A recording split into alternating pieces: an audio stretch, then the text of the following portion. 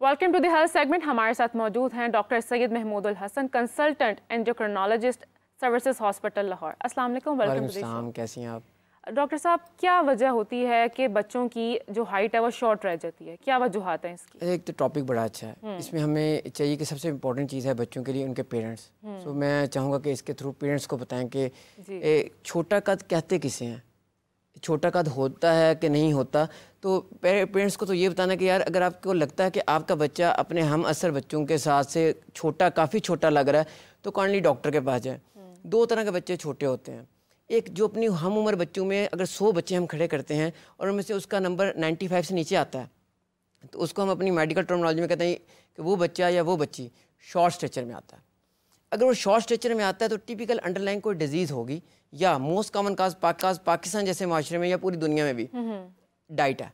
Okay, so most common cause of short stature या छोटे कद का होना खुराक है। खुराक का कम खाना, खुराक का मुनासिब ना खाना, या बच्चे की एक्टिविटी बहुत ज़्यादा होना, या अंडरलाइंग डिजीज़ किसी बीमारी की वजह से बच्चे की नशोनुमा ना हो पाना, उसको भी ट्रेस आउट करना होता है। लेकिन कई दफ़ा ऐसा होता है कि माँ बाप को लग रहा होता है कि यार मेरा बच्चा छोटा है, हालांकि जब उसके पेरेंट्स की हाइट को हम जब मेजर करते हैं, उस बच्चे की हाइट को मेजर करते हैं, तो वो शॉर्ट स्ट्रेचर नहीं होता, नॉर्मल होती वो अच्छा चल रहा होता है। लेकिन पेरेंट्स के कंसर्न होते हैं कि father is 6 feet, mother is 5'7", तो मेरा बच्चा भी 6 का होना चाहिए। नंबर 2, हमारे लिए सबसे इम्पोर्टेंट जो हमने मैसेज कन्वे करना है वो है बेटियों के मामले में। जब भी हमारी किसी बहन को, बेटी को, बच्ची को, छोटी को जब भी मेंस्ट्रुअल साइकिल स्टार्ट होगा, उसके बाद उसके पास 2.5 ईयर्स हैं जब उसकी हाइट बढ़ेगी। अच्छा। उसके बाद उसकी हाइट नहीं बढ़ेगी, उसकी सारी एपिफिजियल प्लेट्स जुड़ जाएंगी। लेकिन हमने तो सुना है कि at the age of 20 age तक आपकी हाइट बढ़ती रहती है, उसके बाद स्टॉप लगता है। यही तो बात है, इसी को कंसेप्ट को तो चेंज करने के लिए बैठे हुए हैं कि ऐसा नहीं है। अच्छा। लड़कों के लिए है 17-18 ईयर्स, लड़कियों के लिए नहीं है।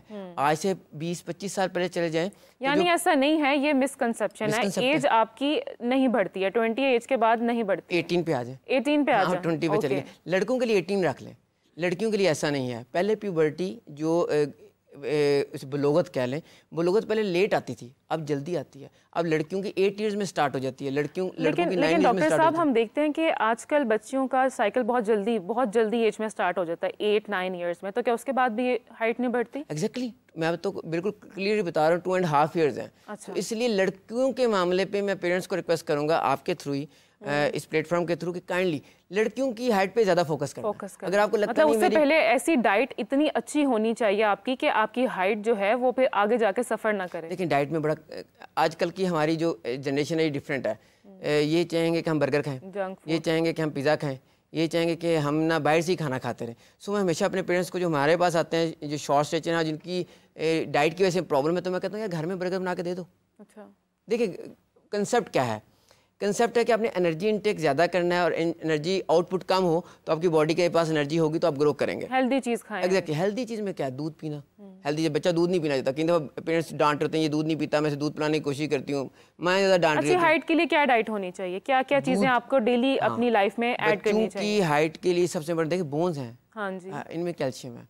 कैल्शियम कहाँ से आएगा? दूध, दही, डेयरी प्रोडक्ट से आएगा। बच्चा दूध फर्ज के नहीं पीता, मिल्क शेक बना के बना दे, उसमें दूध दे दे, ठीक है। अगर बच्चे अंडा खिलाएं बच्चे को, गोश्त खिलाएं बच्चे को, इजीली जिस तरह वो खा सकता है।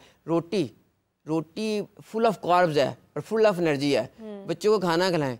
हमारे बच्चे की दफ़ा खाते ही नहीं है, उन्हें भूख ही कम रहती, थोड़ा सा खाते हैं। ये बच्चे बीच में चॉकलेट खा लेते हैं, वो चॉकलेट खा के थोड़ी सी एनर्जी पूरी करते हैं, खाना तो पूरा करते ही नहीं है।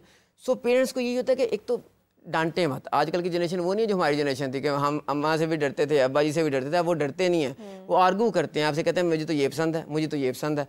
तो जो चीज़ उसको पसंद है आप घर में बना के दे सकते हैं ना। हाँ जी। आप बर्गर घर में बना सकते हैं तो दे दे। अब उसके अलावा उसको मिल्क शेक घर बना के दे सकते हैं तो दे दे। उससे उसको हैप्पीनेस भी होगी, उसकी बात कुछ आप उसकी मान लेंगे, कुछ वो आपकी मान लेंगी। फिर बटर आप खिला सकते हैं, मक्खन खिला सकते हैं, क्यों नहीं खिला सकते, खिलाएं उनको। अच्छा डॉक्टर साहब, हम यूजुअली देखते हैं कि सोशल मीडिया पर भी बड़े कोई सप्लीमेंट्स आ रहे होते हैं हाइट बढ़ाने के, बच्चों के लिए भी, और इस तरह की डाइट्स भी टोटके भी बताए जा रहे होते हैं। तो क्या सप्लीमेंट्स खाने चाहिए या होते हैं इस हवाले से? सबसे पहले तो ये होगा कि बच्चा वाकई छोटे कद का है कि नहीं। अगर छोटे कद का नहीं है तो सप्लीमेंट्स खिला के क्या करना है। अगर उसका हाइट फर्क 50% पे चल रहा है तो इट्स ओके, आप उसे वैसे उसकी डाइट बेहतर करें, उसकी खुराक बेहतर करें। सप्लीमेंट्स ये एक कंसेप्ट है कि सप्लीमेंट बेहतर करते हैं, ऐसा कुछ चक्कर नहीं है। आपकी डाइट में सारे सप्लीमेंट्स हैं ना। अगर आप प्रॉपर डाइट ले रहे हैं, रोटी खा रहे हैं, चावल खा रहे हैं, अंडा खा रहे हैं, दूध पी रहे हैं, गोश्त खा रहे हैं, उसके अलावा आप सब्जियां खा रहे हैं, ब्रोकली ले रहे हैं, कैरेट खा रहे हैं, विटामिन ए भी मिल रहा है, आप सेब खा रहे हैं, आपको आयरन मिल रहा है, तो आपकी तो डाइट पूरी चल रही है। अब बच्चों को मेडिसिन पे क्यों डालना चाहते हैं? मेरा कंसेप्ट तो ये होगा कि बच्चों को मेडिसिन पे मत डालें, अनलेस कि आपको लगता है कि अंडरलाइन डिजीज मीन्स के हमारे पास शॉर्ट स्टेचर के बच्चे आते हैं, जब हम उनका वर्कअप करते हैं तो देखते हैं यार इसको तो सीलिक डिजीज़ निकल आई, मतलब आम अल्फाज में बताऊँ तो गंदम से एलर्जी है। पेरेंट्स को नहीं पता लगता, वो बेचारी खा रही होती है रोटी, उसको उससे एलर्जी हो रही होती है उसमें ग्लूटीन की वजह से, उसको मोशन भी लग रहा है, उसकी हाइट नहीं बढ़ रही होती। नंबर 2, नहीं पता लग रहा होता बच्चे को थायराइड डिजीज़ होती है, अम्मा को हाइपोथायराइड है या दादी नानी को हाइपोथायराइड थी, बच्चे में जीन्स थे, बच्चे को भी ऑटोमेटिक डिसऑर्डर हुआ, हाइपोथायराइड हो गया या हाइपरथायराइड हो गया, उसकी वजह से वो ग्रो नहीं कर पा रहा। कुछ बच्चों में ऐसा भी होता है 1% चाइल्ड में जिनमें ग्रोथ हार्मोन डेफिशिएंसी होती है। अच्छा। इनमें मेन हमारा जो जिससे आप और मैं बड़े हुए हैं, हमारे अंदर ग्रोथ हार्मोन जो हमें ग्रो कराता है, उसकी कमी से भी हो जाता है। अच्छा। कि बच्चों को ऐसे होती है कि ऑटोमेटिक डिसऑर्डर होते हैं, रूमेटॉइड आर्थराइटिस, SLE चाहे होते हैं, उसके से बेचारे ग्रो नहीं कर पाते। अच्छा, किस एज में फिर पेरेंट्स को अलर्ट हो जाना चाहिए कि उन्हें पता चल जाए कि बच्चे की हाइट अब ग्रो नहीं कर रही है तो ये नॉर्मल नहीं है? मेरे 6 से 7 साल के बाद 6 to 7 ईयर्स पे एक दफ़ा आप जरूर एंडोक्राइनोलॉजिस्ट को विजिट करके दिखाएं कि सर हमारा बच्चा अप टू द मार्क है कि नहीं है। अगर एक माँ बाप के कद ही छोटा है तो उनका बच्चा भी उसके मुताबिक ही जाएगा, लेकिन अगर एक माँ बाप का कद अच्छा खासा है और बच्चा ग्रो नहीं कर रहा तो पता लग जाता है।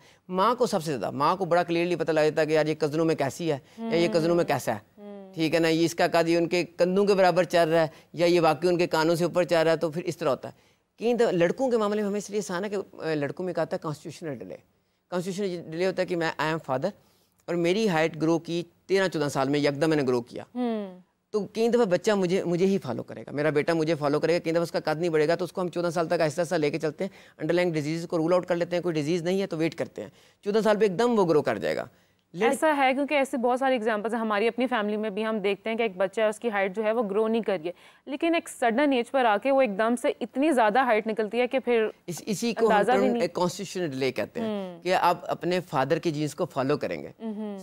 फीमेल्स के बारे में डिफरेंट, क्योंकि once when there is a menstrual cycle started, किसी भी डॉक्टर के पास जाएंगे हम कभी भी मेंस्ट्रुअल साइकिल डिस्टर्ब नहीं करेंगे, लेकिन फिर हमारा कंसेप्ट चेंज हो जाएगा। हमारा पहला गोल होगा कि इसकी फर्टिलिटी कायम दायम रहे, हम उसकी पहले फर्टिलिटी को रोकें, फिर उसकी हाइट बढ़ाने की कोशिश करें, फिर उसकी फर्टिलिटी को ऑन करें, ये कोई भी गारंटी नहीं दे पाएगा। तो फिर उसके बाद हमारा कंसेप्ट चेंज होगा, हम पेरेंट्स को बताएंगे नहीं अब मेंस्ट्रुअल साइकिल डिस्टर्ब मत करें, क्योंकि एक दफ़ा डिस्टर्ब हुए तो दोबारा ऑन करने की या बिल्कुल बेहतरीन होने की गारंटी नहीं होगी।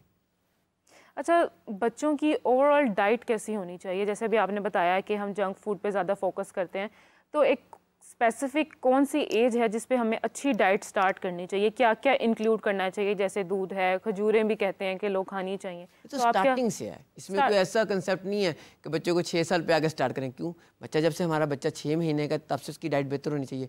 मदर फीड करता तो वेल एंड गुड, अगर मदर फीड नहीं करता तो उसके बाद भी बच्चे हमारे अमूमन ना, कई दफ़ा एक कंसेप्ट मैंने एक और देखा, बच्चा 6 साल का होता ना, वो फीडर पी रहा होता था पहले, साल 1.5 साल पे वो फीडर छोड़ता है तो माँ बाप कहते हैं नहीं अब तुम गिलास में पिया करोगे, वो पीते ही नहीं।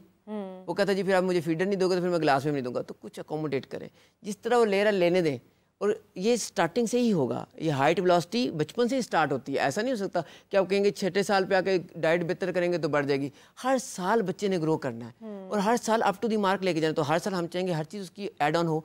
दूध बड़ा इंपॉर्टेंट है मेरे यहाँ से, तो दूध मेन कंसेप्ट है। हालांकि मुझे खुद पीने में बड़ा डिफिकल्टी होती है, लेकिन मैं कहूँगा कि अगर दूध ना पी तो मैं जिस तरह मिल्क शेक जामिशीन डाल के पी ले, मिल्क शेक बना के पी ले, माइलो आता है माइलो लेके पी ले। हाँ, बच्चे टेस्ट के साथ चलते हैं ना, कि फीलिंग आ रही तो बच्चों को स्मेल आ रही थी, टेस्ट पे ले जाए, उसको टेस्ट अच्छा कर ले, उस तरह लेके चले, अकोमोडेट करें। मतलब जैसे बच्चे चाह रहे हैं वैसे उन्हें सर्व किया जाए तो ऑब्वियसली उनकी हाइट पर सफ़र नहीं करेगी। लास्टली हम ऐसा भी देखते हैं कि कुछ जीन्स का भी फैक्टर होता है। अब पेरेंट्स की हाइट छोटी है लेकिन हम ये भी देखते हैं कि बच्चों की हाइट लंबी निकल आई है, तो वो क्या फैक्टर होता है? देखिए, पेरेंट में, मुझ में या आप में, आपके दादा दादी नाना नानी के भी जीन्स हैं, फर्ज करें दादा लंबा है नाना लंबा है, तो उनके जीन्स अगर आपके फादर से आप में कन्वर्ट हुए हैं और आपकी मदर से भी कोई ऐसा लंबा जीन आ गया तो आप ग्रो कर जाएंगे। जीन अच्छा, जीन्स पे सारी बुनियाद जीन्स पे चल रही है। अच्छे जीन्स मिल गए तो कई दफ़ा ऐसा होता है कि जी दोनों पेरेंट्स की कद इतनी हाइट इतनी थी 5'5" थी, लेकिन जो लड़का है वो 5'9" पे गया हुआ है। ऑफकोर्स दादके में बाकी भाइयों के कद बड़े थे। इसी तरह जिस उसके फादर का कद छोटा हुआ तो वो रीज़न थी, उनकी फैमिली में किसी का कद छोटा था, उसके जीन्स भी मूव कर रहे थे तो उसमें आए, तो इसलिए प्रॉब्लम हुई। तो इसलिए ये कंसेप्ट हो जाता है। Okay, well thank you so much. मेरा एक सवाल है। जी जी मैं ये पूछूं, यूजुअली होता ये कि जैसे हम बाहर देखते हैं कि बच्चों की ग्रोथ को बड़ा मेजर किया जाता है विद द टाइम। और भी मेरी रिसेंटली बल्कि एक यूएस में मेरी एक क्लाइंट है, तो वो अपनी बेटी का केस शेयर कर रही थी। शी सेड कि वो जो है ना उसकी ग्रोथ नहीं हो रही थी, तो वो अभी 5-6 ईयर्स की है वो। तो उनको उन्होंने फिर ग्रोथ हार्मोन्स और ग्रोथ के जो सप्लीमेंट्स वगैरह वो जो है वो स्टार्ट कर दिए थे। हालांकि मेरे ख्याल में 5 या 4-5 साल की एज जो है, शायद वो उनके पास कुछ ऐसी टेक्नोलॉजी है विच कैन मेजर कि जी आपकी हाइट निकलेगी या नहीं निकलेगी। तो हाँ, अभी से हमें जो है अर्ली इसमें इंटरवेंशन करने की जरूरत। एक्चुअली हम जनरल बात कर रहे थे, होता है 2 साल का बच्चा, 1.5 साल का बच्चा ग्रोथ हार्मोन डेफिशिएंसी होता है, बिल्कुल ही छोटा होता है। अच्छा, बिल्कुल ही छोटा होता है। तो हमारे पास ऐसी मेजर्स हैं जिनसे हम उनको एडमिट करते हैं, उनका ग्रोथ हार्मोन का टेस्ट करते हैं। ग्रोथ हार्मोन के लिए इंपॉर्टेंट ये है कि यू हैव टू डायग्नोज के वाकई ग्रोथ हार्मोन डेफिशिएंसी है। अगर ग्रोथ हार्मोन डेफिशिएंसी के बगैर आपने इसको ग्रोथ हार्मोन लगा दी तो फिर भी बच्चा ग्रो नहीं करेगा। लेकिन कुछ कंट्रीज में डॉक्टर साहब ये प्रैक्टिस बहुत कॉमन है कि वहाँ पे वो फॉरेन ही जो है ना, बेशक वो है या नहीं है, बट एवरेज यूएसए में तो ऐसी नहीं है। मैं बिकॉज खुद मैं यूरोप में रहती रही हूँ, तो मुझे पता है वहाँ पे ये होता था। वहाँ पे कोई भी बच्चा इवन हालां हो सकता है कि बाद में थोड़ा लंबा हो जाए, मगर वो अपनी एज से उससे चल रहा है तो फॉरेन ग्रोथ हार्मोन। लेकिन रिकमेंडेशंस नहीं है, मुझे नहीं लगता किस तरह की रिकमेंडेशन है नहीं। अगर किसी के अंदर ग्रोथ हार्मोन आगे ही पूरा है तो उसको ग्रोथ हार्मोन देने से भी उसको फर्क नहीं पड़ेगा। हाँ, उसमें ग्रोथ हार्मोन कम है, अगर आपको कुछ ऐसा उसको बेसलाइन मिल जाता है, मीन जिस तरह हम किसी बच्चे का वैसे ही ग्रोथ हार्मोन करते हैं और 0.1 से ही कम आ जाता है बेसलाइन में, तो फिर हम कहते हैं हाँ यार। और या किसी की बोन है, अब हम ना हड्डियों की उम्र निकालते हैं, जैसे कहते हैं बोन एज। फर्ज करें आपकी एज है 6 ईयर्स और आपकी बोन एज है 3 ईयर्स, आपकी हड्डियाँ 3 साल की हैं, तो टिपिकल फैक्टर है कि आपको ग्रोथ हार्मोन डेफिशिएंसी है। ठीक हो। Well, thank you so much doctor Mahmood for joining us. बहुत इंटरेस्टिंग टिप्स आपने दिए। ऑब्वियसली हाइट एक मेजर फैक्टर है। डाइट को बनाना चाहिए, कंट्रोल करना चाहिए। अच्छी डाइट बच्चों को बचपन से ही देनी चाहिए ताकि आगे जाकर हाइट का इशू ना। तो इसी के साथ बढ़ते हैं अपने दूसरे सेगमेंट की तरफ, विच इज़ व्हाट्स कुकिंग।